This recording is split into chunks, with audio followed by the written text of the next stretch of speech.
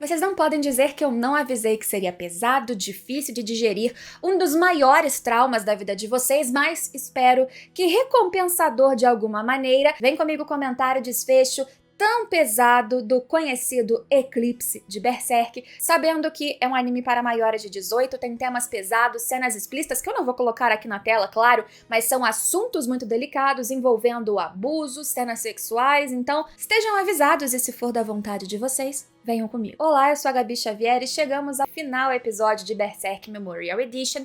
Pra quem caiu de paraquedas, sim, a Memorial Edition foi uma redivisão dos filmes lançados em 2012 e 2013, que tratam da Era de Ouro, mas não foi um parcelamento simples e puro. Na verdade, eles fizeram melhorias nos gráficos 3D, no que foi possível, melhorias nos próprios traços 2D, quando necessário, colocaram trilha sonora nova, cenas completamente inéditas feitas para a Memorial Edition, inclusive algumas cenas que não existiam nem sequer na versão de 97 de Berserk. Foi, sem dúvidas, uma grande homenagem a Kentaro Miura, autor dessa história que recentemente faleceu, e foi uma gratificação gigante poder comentar de novo todo esse grandíssimo flashback que surgiu como ideia do Miura de contextualizar quem era este personagem. Esse Guts espadachim negro cheio de vontade de vingança e feridas físicas e emocionais sobretudo, que aparece no final deste episódio 12. Esse grande flashback que traz os principais personagens, pelo que eles passaram, e já contextualiza este universo e toda a base do que nos leva entre as histórias de Berserk até hoje no mangá. O gostinho que fica é sem dúvidas amargo, mas a Memorial Edition ou os filmes ali em 2013, eles acabam numa cena que deixa uma ponta um pouco menos seco, o corte é menos seco, por exemplo, do que foi na versão de 97, que acabava no ápice do desespero do Eclipse. Aqui não, a gente tem Skull Knight, entende para onde foram Guts e Casca e deixa uma ponta para o que aconteceria, quais seriam as escolhas do Guts dali pra frente. Entretanto, preciso falar do que aconteceu neste momento do Eclipse em si. E essa cena, o abuso que a Casca sofreu, ali principalmente visto pelo Guts, o Fento na sua frente, fazendo aquilo de propósito para o deixar com raiva, ferido emocionalmente de forma que nenhuma ferida física faria, é algo que o próprio Miura em 2019 já disse ter sido questionado diversas vezes pelos seus editores, ou mesmo pelos fãs que continuamente reclamavam ou falavam desta cena, porque deixou uma interpretação dúbia, foi abuso ou Casca gostou? Sem dúvidas, aquilo foi um abuso. Porém, como o próprio Miura explicou uma vez numa entrevista a uma revista francesa em 2019, aquilo era um fruto de um contexto da época em que certos enquadramentos e utilizações artísticas eram mais aceitas, especialmente no Japão. A história foi o direcionando aquilo para os acontecimentos futuros e consequências deste ato físico em si, que seriam importantes para o desenvolvimento do próprio Guts em relação à Casca, que no começo da história nem seriam um casal. Mas, sem dúvidas, o enquadramento do corpo e especialmente a forma que os filmes, então, essa Memorial Edition adaptou a cena em si, com certas movimentações, sons, enquadramentos, isso fez com que muitas pessoas interpretassem equivocadamente o que estava acontecendo. Na entrevista de 2019, o Miura não diz exatamente se arrepender como eu já interpretei em outro momento. Na verdade, ele diz que talvez hoje ele faria diferente e que daquele momento pra frente ele sim repensaria talvez algum tipo de inserção como essa, mas existia um contexto artístico, histórico e talvez até mesmo nacional de onde ele vinha para ter construído aquilo da forma que foi no momento em que ele escreveu. Ela foi abusada, ela não queria que aquilo estivesse acontecendo, entenda que ela estava entorpecida pelo trauma, pelo choque, dá a entender que ela sofreu alguma agressão, talvez até mesmo sexual, dos apóstolos que a capturaram anteriormente após a morte do judô. Então ela já estava entorpecida no mau sentido ali, como se ela estivesse fora de si, inconsciente, não entendendo o que estava acontecendo e sem ter qualquer capacidade de escolha ou de defesa, de reação, ela foi abusada. Porém, o rosto corando, os barulhos, as reações realmente causaram uma ideia em muitas pessoas, ou aquelas que maldaram a cena em si, ou simplesmente um mau entendimento geral que dá para entender, que gerou um burburinho em parte do fandom ou fora mesmo do fandom de que foi construída uma cena em que ela gostou do abuso. Não foi a intenção do Miura, porque este abuso foi infelizmente importante narrativamente para tudo o que aconteceria com ela depois, envolvendo outras consequências do fruto deste abuso, vamos dizer assim, deixando um caminho livre de spoilers para que você, espero que sim, continue lendo Berserk depois, o mangá, para entender os acontecimentos pós essa história. E eu discordo abertamente de qualquer um que diz que aquilo não precisava ter acontecido por si só. E aquilo foi um abuso que foi o ápice de todo o sofrimento da Casca. Tanto é que, apesar de qualquer enquadramento não tão adequado, ela chora. Ela pede no mangá, isso fica mais claro, que aquilo não aconteça. Quando ela tem um pouco mais de ciência do que tá rolando, de que o Guts está a observando, sangrando, sofrendo na sua frente, ela quer que aquilo pare, mas ela, como eu disse, tá fora de si, já tá exausta de tudo que ela sofreu, das mortes que ela presenciou, dos traumas absurdos, aquilo é só mais um grande ápice. Misturando a figura do Griffiths, do Falcão, que ela admirava. Ela não girou aquela chavinha tão rápido, acredito que ninguém, apenas o Guts, talvez, pelo impulso da força do que ele tá passando e presenciando, ela não girou a chave de que ele virou aquilo, o Fento. Este episódio começa exatamente do ponto em que a gente relembra, infelizmente, as mortes que aconteceram, como o Guts vendo o Pippin rasgado e engolido na sua frente, o Gaston morto, a gente relembra que o Judô acabou de falecer e ele tá ali vendo o Fento surgindo. Eles dois são os únicos que ainda sobreviveram. E o Guts, apesar de toda a sua força sobre-humana, ele ainda é um humano dentro daquele contexto. Não só com o Fento, que é um anjo renascido que a gente viu que tem poderes fortíssimos, mas com os outros dedos da mão de Deus e todos os apóstolos, e eles marcados como refeição, como sacrifícios. O que ele poderia fazer? E o Fento sabe disso. E mesmo que este Fento seja uma personificação, agora um renascimento, de um Griffiths que se curou fisicamente e deixou, em tese, todas as suas emoções humanas para trás, ele tá fazendo aquilo por pura maldade. Vocês lembram que ele viu e presenciou na sua pior fase que Guts e Casca estavam próximos. E ele sentiu um desconforto com isso, e ele inclusive tentou seduzir ou sentir um poder sobre a Casca novamente, ainda que frágil, fraco, sem conseguir levantar ou fazer qualquer coisa especialmente sexual. Ali ele tinha essa força de novo, ele tinha o controle, ele não tinha amor, ele sequer olha pra ela, ele manuseia, ele faz, ele acontece, o anime ele é extremamente explícito, aqui a gente não teve quase nenhuma suavização em relação ao mangá, não só físico, mas em movimentos, de novo, pra ver que não é tudo por acaso, eu acho que aqui a gente tem um outro paralelo a outra cena sexual deste mesmo ser antes do eclipse, em que ele vai atrás de outra mulher sexualmente pensando no Guts por outros motivos. Aconteceu uma cena parecida com a Charlotte. Não foi um abuso ali, foi certamente consensual, mas de novo não era um desejo pela mulher, tampouco um desejo pelo Guts na minha visão, mas uma forma primeiro de extravasar toda a raiva, frustração e tristeza, e aqui toda a raiva, frustração e vingança. E aquilo tudo acontece com ele olhando fixamente pro Guts e pra sua reação. Um Guts que já se desespera e fala: o que você tá fazendo? Para com isso. E vem um apóstolo e morde o seu braço e o braço vai rasgando. A gente vê a sua dor física acontecendo enquanto outra agressão igualmente ou talvez pior acontecia na sua frente. E ele impotente, sem conseguir fazer nada, a tal ponto que ele começa a rasgar o próprio braço, não se importando com aquela dor, porque a dor que ele tá sentindo de ver o que tá acontecendo com a mulher que ele ama e alguém que ele respeita sobretudo, e o ódio por quem está fazendo, aquilo é muito maior do que a dor de arrancar metade do seu próprio braço. E de novo, o Fento, ele não tá ligado naquela ação em si, ela é infelizmente só um instrumento para tudo que ele quer causar no Guts. Se não sobrou nenhuma humanidade ou sentimento passional humano nesta figura renascida, o quinto dedo, Fento, pelo menos um sentimento ali mais passional de maldade, de pura maldade, isso existe, sem dúvidas. E aí você se pergunta por que Miura manteve Casca? Por que Miura continuou utilizando esse instrumento e colocando ela nessa posição e provocando, utilizando-a para provocar alguma coisa no Guts?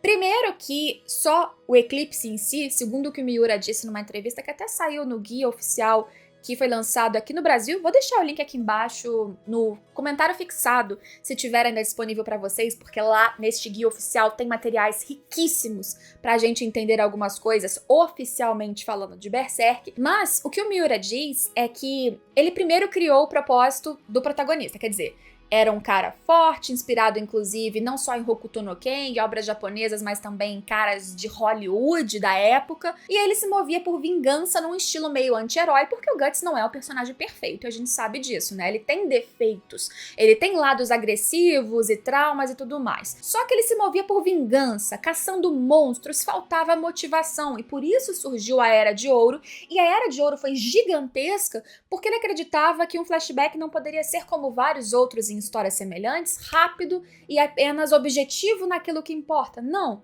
ele precisava contextualizar muito bem aquilo para dar um propósito para este espadachim negro muito mais forte e muito mais sólido. E ele acreditou ainda, já sabendo a tragédia que viria com o eclipse, portanto, o sumiço e morte de quase todos os personagens que a gente acabou se apegando ao longo da Era de Ouro, ele acreditou que ele não poderia acabar com absolutamente todos, porque precisava existir ainda um lembrete para o Guts o tempo todo do motivo da sua vingança. E ele manteve a casca exatamente por isso. Num pensamento inicial, todos morreriam, mas algo precisa continuar. Um fio condutor que toda vez que o Guts olhasse, o lembrasse do que aconteceu, e essa foi a casca. E a ação com a casca em si, como eu disse, da agressão, produziu efeitos físicos, emocionais e narrativos que aí colocam a gente até hoje no mangá, né? Nos posicionam a acontecimentos atuais. Por isso que aquilo precisava acontecer, essa corrupção deste ato em si, o que vem deste ato em si, precisava acontecer para que a história caminhasse como caminhou. Mas mesmo em relação à vingança, este fio condutor foi a casca. A presença dela sobrevivendo além dele e sobrevivendo quebrada, sem poder ser a sua espada, a sua mulher, a sua amiga, companheira, não daria para ser assim, porque se assim fosse, a recuperação emocional dele, do Guts, seria muito mais fácil. Não, ele precisava estar quebrado para ser o personagem inicial que o Miura imaginou. E este foi o personagem inicial que o Miura imaginou, este Guts.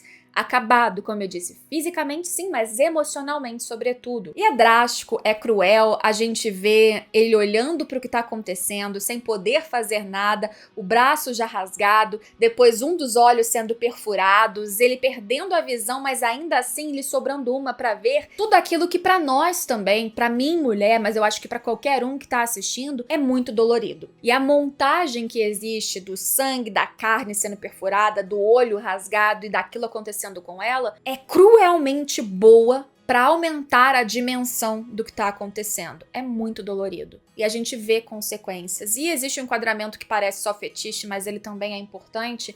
Infelizmente, que eu não posso mostrar aqui pra vocês, que quando ela cai jogada como nada no chão, nua, desacordada agora sim, e perdida dentro de si mesmo, como a gente descobre no final, a gente vê que existe ali o resultado do que ele fez, do que o Fento fez. Existe algo branco que escorre por meio das suas pernas, então ele finalizou o ato completamente, e isso é importante pro que acontece dali pra frente. Tem vídeo aqui no canal falando da história mais à frente, se vocês quiserem algum conteúdo mais específico eu também posso fazer, mas o que rolou a partir disso foi que o Guts, ele consegue se libertar, ele vai pra cima do Fento. O Fento, ele é um dedo da mão de Deus, ele é um anjo, apesar de não um deus, e ele consegue parar o Guts apenas com o olhar. E apesar disso, apesar de estar quebrado, machucado, o Guts, ele é tão fora da curva que ainda assim ele consegue se aproximar com toda a raiva e força contra todas as probabilidades. Slam, os dedos ali da mão de Deus, ficam surpreendidos com esse humano comum. Só que ainda é um humano comum. Então basta um Fento que tá aprendendo ali a utilizar os seus poderes, mexer as suas mãos, que ele sai correndo, né? Ele sai voando sem qualquer possibilidade de encostar num fiozinho de cabelo deste ser, que nem cabelo tem mais nessa forma, né? Não aparece ali. Era para os dois morrerem como sacrifício, sim. Só que ninguém pode prever tudo, como a Slam falou. O que acontece é que Skull Knight, que estava lá fora lutando, como vocês devem se lembrar, com o Zod, ele consegue entrar nesta redoma do eclipse, né, dentro daquela espécie de tornado, e ele tenta inicialmente atacar o Void, que é aquele que parece como se fosse o líder da mão de Deus, o que ele não consegue fazer. O seu golpe, ele passa uma dimensão e acaba se voltando contra ele mesmo, e imediatamente esse Skull Knight vai até os dois sobreviventes, Casca e Guts, e os retira dali. O Fento, ele faz menção de pegar o Skull Knight, tanto que o seu golpe, ele transforma em nada os apóstolos que estavam na frente do Skull Knight, ele não consegue acertar. Dá pra gente entender que ele ainda está manuseando e aprendendo a utilizar o seu poder, mas depois que o Skull Knight pega os dois ali sobreviventes, eu sempre fiquei em dúvida se ele com a mão estendida e não a fechando para o ataque, algumas pessoas diziam que era porque ele não conseguiu alcance, o Skull Knight foi muito mais rápido e ele não conseguiu utilizar o poder que ele ainda não aprendeu. Mas tem um enquadramento, mesmo no anime, em que ele vê o Guts caído e ele hesita. Eu sempre interpretei que ele hesitou um microsegundo que fosse, que aí sim retirou as possibilidades dele simplesmente acabar com aqueles que estavam escapando. Mesmo com toda a agilidade do Skull Knight, eu sempre coloquei ou atribuí um pouco dessa hesitação do Fento neste segundo, quando viu o Guts, apesar de ter causado seu sofrimento, apesar de ter feito tudo o que ele fez na mais pura maldade, eu ainda acho que todo o elo, esta figura que fez ele se perder tanto lá atrás, eu sempre entendi que também foi ele que o fez hesitar um pouquinho e causou de forma ali indireta a fuga desses dois, ou propiciou a fuga desses dois. Os dois são entregues pro Rickert, que tá lá fora, sem entender nada do que tá acontecendo, e eles são levados pelo Rickert para se recuperarem no terreno ali de um ferreiro conhecido que não aparece nessa versão ainda, mas que se chama Godot. Quem aparece é a Erika, a sua filhinha adotiva que cuida da Casca. Enfim, os dois ficaram ali se recuperando, o Guts tá todo enfaixado, acabado, ficou desacordado por um bom tempo e infelizmente ao acordar ele descobre que a Casca não tá mais ali. Quem tá ali é uma casca, né? Incrivelmente em português acaba vindo um contexto externo ao nome dela, ao que significa casca nas nossas palavras. É só um invólucro de uma alma vazia. A verdadeira casca, aquela que o Guts vai se lembrando, que brigava e amava e lutava com ele, ela sumiu. Ali tá uma personalidade infantil, que tem medo, que é dependente inclusive de uma criança e que olha pro Guts, aquela figura gigantesca e muito, né, cheia de vigor e de raiva nesse momento, intenso, e ela tem medo. Então a única que sobrou pra ele, que você vê que quando ele olha pra casca ali na água, sobrevivente inteira, os olhos dele, o olho dele que sobrou chega a dar uma brilhadinha, sabe? Um olhar que muda pra felicidade, ainda que uma felicidade dolorida por tudo que aconteceu, imediatamente se transforma em dor. Ela não deixa que ele a toque. E por mais que a história mais pra frente explicará melhor o que aconteceu com a casca, metaforicamente inclusive, para além de fisicamente, dá pra gente compreender que esse trauma transformou essa pessoa. Esse trauma acabou com a casca. Esse trauma deformou completamente toda a sua consciência, o seu eu, e ela se escondeu quebrada dentro de si. Cadê a casca de antigamente? Não existe mais, pelo menos não nesse ponto da história. E é no meio dessa raiva, revolta, lembrando o que aconteceu e veja bem, olhando pra casca e nem tendo ela mais, por isso que eu digo que isso foi de propósito, feito pelo Miura, ele sai correndo, desesperado lá pra fora. A tal ponto que depois que ele cai, acabado, sem as proteções aos seus machucados e feridas, e quando anoitece, aquela sua marca do sacrifício que não saiu, nem a da casca, começa a sangrar. E quando sangra, figuras ali parecem mais como se fossem espectros, fantasmas, figuras maléficas se aproximam, querendo se aproveitar dele, que é um sacrifício. E é isso que o Skull Knight explica pra ele. Que a partir dali ele, que se mostra certamente um guerreiro, lutando ainda que sem espada antes do Skull Knight chegar, ele vai ser eternamente, os dois serão eternamente sacrifícios, carninhas andando por aí, perseguidos por criaturas maléficas que estão a todo momento prontas para consumi-los como sacrifícios que são. Eles não sobreviveram e vão viver uma vida tranquila.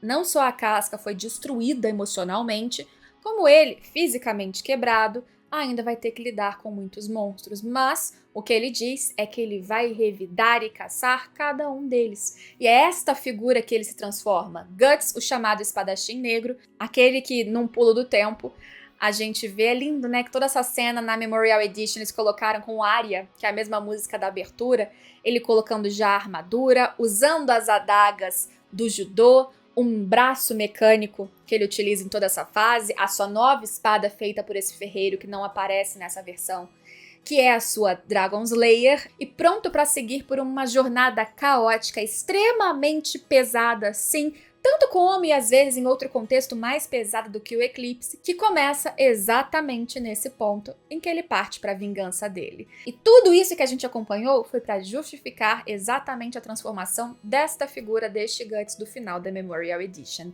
Espero que esse sofrimento tenha impulsionado vocês a entender do que se trata essa história a partir desse ponto.